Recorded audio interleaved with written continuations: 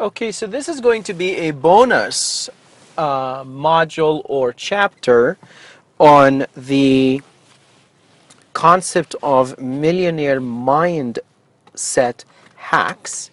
And this particular bonus section is talking about the difference between a mindset that is a perfectionist mindset, someone who you'll always hear them say, I am a perfectionist, or I am a stickler for detail or for quality, which are absolutely fantastic qualities. We need to have them.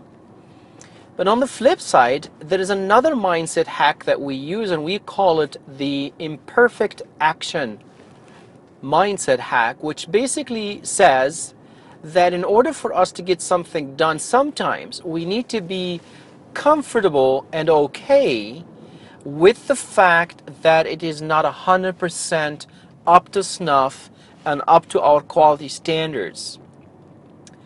And that's because in some cases our perfectionism slows down the process sometimes of getting something out to the people that need it most.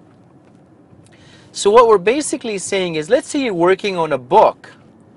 Don't wait for that book to be 100% perfect in your eye and in the eyes of your own set of standards of quality, but go ahead and get it out, especially in this day and age when you can actually get the product out digitally.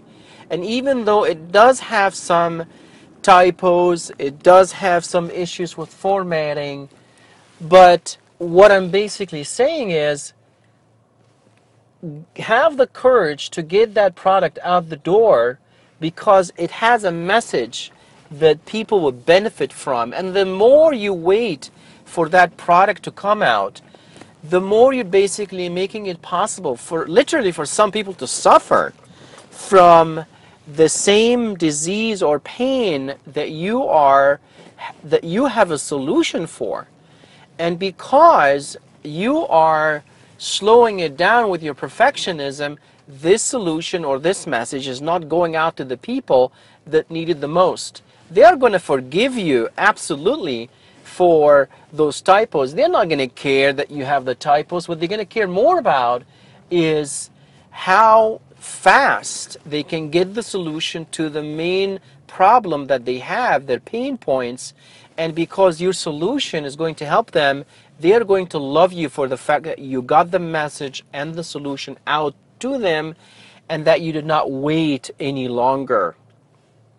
So the moral of this story is, look at everything you're doing and find where your perfectionism may actually be slowing down the process of launching a product or launching a service or launching a solution out to the marketplace, and that when you more or less sort of control that perfectionism, you might be able to think of your product in what we in the high-tech industry will call a phased out approach, or a release strategy, a phased release strategy where you can have release one of your product or service going out to market and really helping people make a difference in their lives, and then you can come back and launch it one more time in release 2 or release 3.